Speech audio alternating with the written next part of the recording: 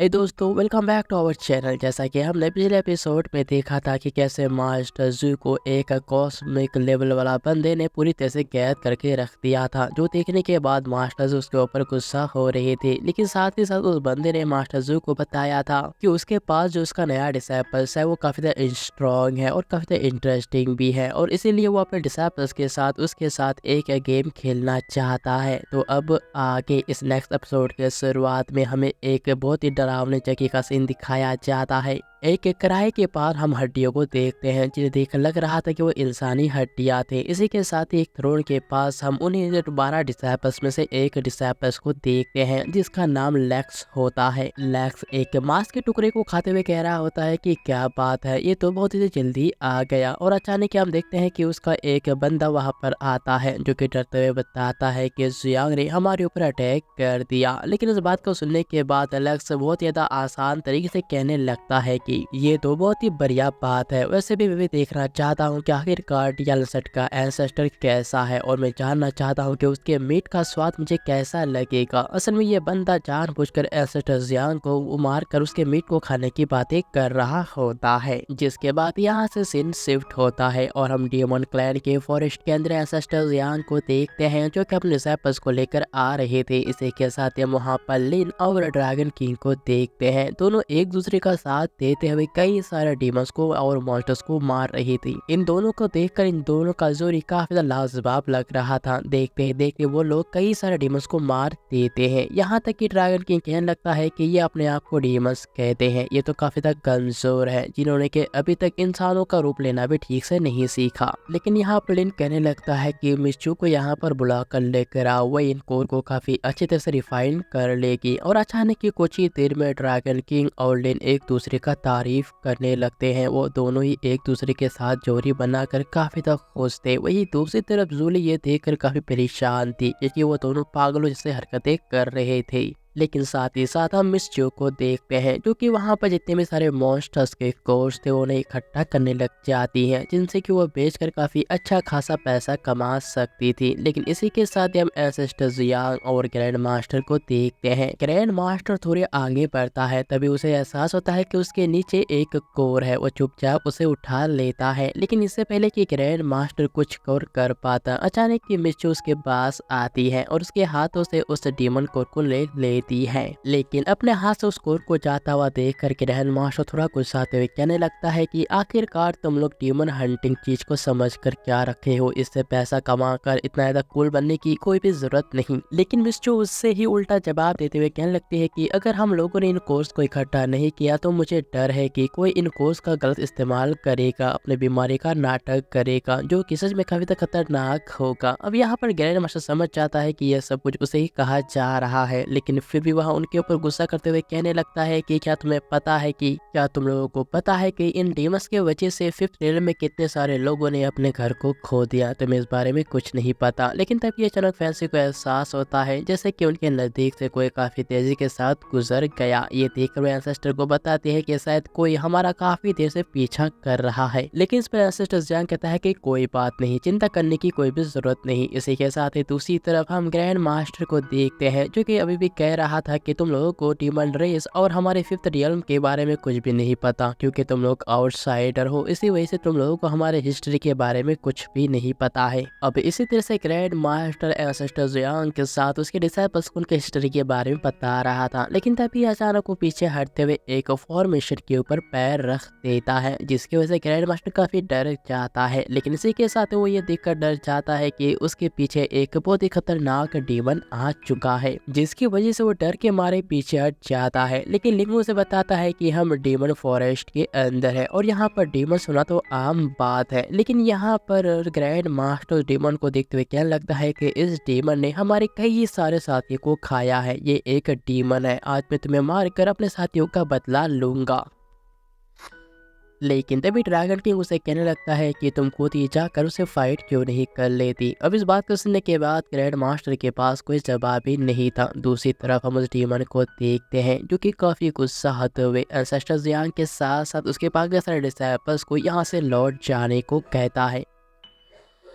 जबकि दूसरी तरफ हम एंसेस्टर जियांग को देखते हैं जो कि डीमन के पीछे एक फॉर्मेशन के ऊपर नजर पड़ जाता है और फिर एंसेस्टर जियांग बिना कुछ कहे धीरे धीरे उस डीमन के नजदीक जाने लगता है। अब ये देखकर वो डीमन भी अब अचानक ही पीछे ही हटता जा रहा था कि तभी अचानक एंसेस्टर जियांग अपने हाथ का इस्तेमाल करते हुए उस डीमन को एक ही झटके में पकड़ लेता है। अब एंसेस्टर जियांग उस डीमन को पकड़ के हिलाता है और कुछ ही देर में हम देखते हैं कि वो डीमन असल में एक छोटा सा बेबी वोल्फ डीमन था। अब एंसेस्टर जियांग को देखकर वो वोल्फ डीमन काफी डरते हुए कहने लगता है कि प्लीज मुझे मत मारना, क्योंकि आज से पहले मैंने कभी भी इंसानों को नहीं खाया है, मैंने इंसानों को नहीं मारा है। और इतना कहती वो लिटिल वोल्फ डीमन वहाँ से भागने की कोशिश करता है, लेकिन तभी ड्रैगन किंग उसके पास आकर कहने लगता है कि वोल्फ डॉग बताओ तुम हमारा पीछा क्यों कर रही थी। जिसके बाद एंसेस्टर जियांग से छोड़ता है और नीचे गिरते ही वहाँ वोल्फ डीमन बताता है कि मैं कोई डॉग नहीं बल्कि मैं एक वुल्फ हूँ, तुम एक चिड़िया हो ना। लेकिन जैसे कि अब लिटिल वुल्फ डीमन की बातों को सुनने के बाद ड्रैगन किंग को काफी गुस्सा आ जाता है। कोई उसे पंछी यानी कि एक छोटा सा बर्ड कहे वो उसे बिल्कुल पसंद नहीं आता और इसी वजह से वो डायरेक्टली वुल्फ डीमन को मारना स्टार्ट कर देता है। लेकिन तभी हम फैंसी को देखते हैं जो कि एंसेस्टर जियांग के पास आकर कहने लगती है कि मैंने पहले काफी सारी बातें सुने थे कि डीमंस काफी द इविल्स होते हैं, वो इंसानों से नफरत करते हैं, लेकिन इस लिटिल बेबी डीमन को देखने के बाद मुझे एहसास हुआ कि हर एक डीमन एक जैसा बिल्कुल भी नहीं होता। वहीं दूसरी तरफ हम ड्रैगन किंग को देखते हैं जो कि काफी तेजी के साथ लिटिल वुल्फ डीमन का पीछा कर रहा था, लेकिन वो काफी थक जाता है। तभी अचानक ड्रैगन किंग देखता है कि उसके नीचे एक छोटे से लकड़ी का टुकड़ा है, इसी वजह से वो डायरेक्टली उसे फेंक कर वुल्फ डीमन को पकड़ने को कहता है।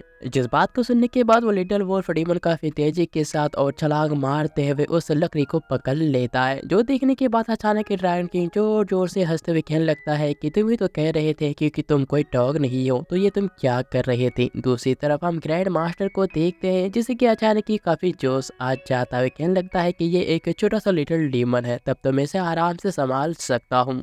और फिर इतना कहते हैं ग्रैंड मास्टर अपने तालिस्मान को निकाल कर वुल्फ डीमन के ऊपर अटैक करने की कोशिश करता है, लेकिन फैंसी उसके अटैक के ऊपर काउंटर अटैक करते हुए उसके अटैक को बेकार कर देती है। ये देखने के बाद ग्रैंड मास्टर को समझ में नहीं आ रहा था कि आखिरकार ये लोग करना क्या चाहते हैं। लेकिन तभी अगले ही पर हम देखते हैं कि ancestor Jiang little wolf demon के पास पहुंच चुका था। हालांकि ये देखकर लिटिल वुल्फ डीमन काफी गुस्सा था, लेकिन तभी एंसेस्टर जियांग कहने लगता है कि क्या तुम हमें बचाना चाहते थे। इस बात को सुनकर वुल्फ डीमन भी हाँ में जवाब देता है, लेकिन ये देखकर ग्रैंड मास्टर एंसेस्टर जियांग को कहने लगता है कि जियांग तुम काफी यंग हो और इसी वजह से तुम्हें हमारे डीमंस के बारे में कुछ भी नहीं पता। भले ये छोटा है लेकिन फिर भी तुम इसके झांसे में नहीं आ सकते, क्योंकि किसी के डीमन के ऊपर भी भरोसा नहीं किया जा सकता। लेकिन हम देखते हैं कि कैसे सारे लोग उसके बातों को इग्नोर करते हुए डायरेक्टली उस लिटिल वुल्फ डीमन के साथ खेलने लगे थे, जहाँ पर उस छोटे से डीमन को देखकर सभी को काफी अच्छा लग रहा था। तभी उनमें से पूछता है कि आखिरकार तुम्हारा नाम क्या है। इस पर वो लिटिल वुल्फ डीमन भी कहने लगता है कि उसका नाम बेटा है। जिस बात को सुनने के बाद तो वो सभी काफी हैरान थे, लेकिन वो लिटिल वुल्फ डीमन बताता है कि मेरे फादर भी मुझे सन कह के ही बुलाते हैं। अब इस बेचारे को कौन समझाए कि बेटा मतलब कुछ अलग ही मतलब निकलता है। तो दोस्तों आपको ये एक्सप्लेनेशन कैसा लग रहा है प्लीज मुझे कमेंट करके जरूर बताएं। अगर अच्छा लग रहा है तो चैनल को सब्सक्राइब करें ताकि मुझे सपोर्ट मिले।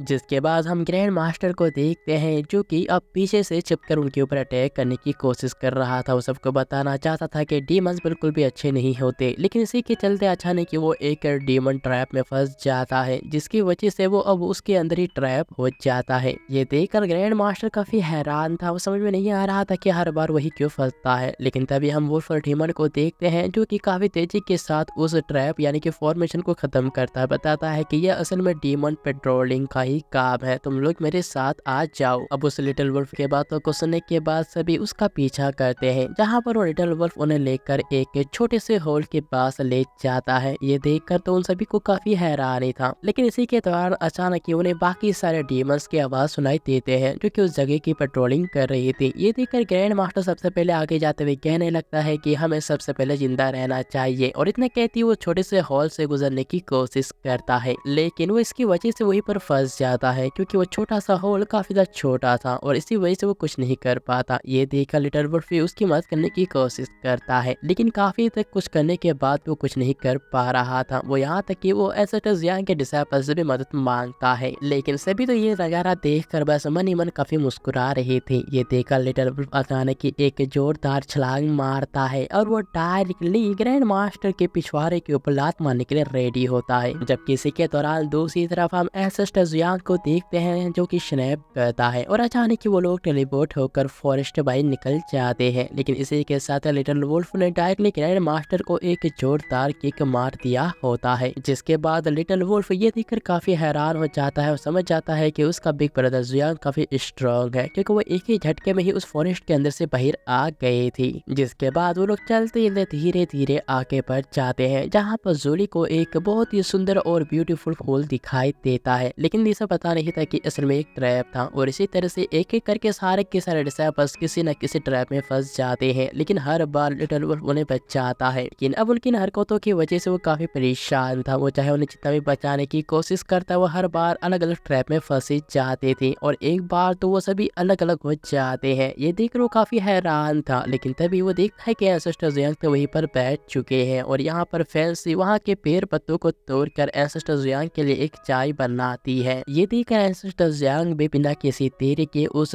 चाय को पीता है, जिन्हें पीने के बाद उन्हें सच में काफी अच्छा भी लगा था। फिर अगले ही पल हम देखते हैं कि लिटिल वुल्फ किसी तरह से उन्हें उस डीमन फॉरेस्ट के अंदर से बाहर निकालने में कामयाब था, लेकिन साथ ही साथ वो समझ जाता है कि उनका मास्टर इतना ज्यादा शांत है और इसी वजह से उसके डिसाइपल्स इतने ज्यादा बेकार है। जिसके बाद लिटिल वुल्फ उन्हें बताता है कि अब तुम लोग डीमन क्लैन की जगह से पूरी तरह से बाहर आ चुके हो, यहाँ से तुम लोग सीधे रास्ते पकड़ कर बाहर निकल सकते हो, लेकिन याद रखना दोबारा यहाँ पर लौट कर मत आना। लेकिन इसी के साथ ही हम देखते हैं कि अचानक वो जगह जो कि सबसे पहले एकदम चमकदार था, अचानक ही धीरे धीरे अंधेरे में आने लग जाता है। लेकिन असल में हम यहाँ पर देखते हैं कि वो कोई अंधेरा नहीं बल्कि लैक्स था, यानी कि उसी बंदे के 12 डिसाइपल्स में से एक डिसाइपल्स। लैक्स सच में काफी था बड़ा और काफी था खतरनाक था। वो लिटिल वुल्फ के पास आकर उसे शाबाशी देता है। और दोस्तों इसी के साथ ये शानदार एपिसोड यहीं पर एंड होता है। साथ ही साथ अगर इसका एक्सप्लेनेशन आपको अच्छा लगा तो प्लीज चैनल को सब्सक्राइब कर देना। लेकिन आपको लगता है कि मैंने किसी तरह की गलती की है तो आप मुझे कमेंट में बता सकते हो, ताकि नेक्स्ट एपिसोड में मैं उसे सुधारने की पूरी कोशिश कर सकूं।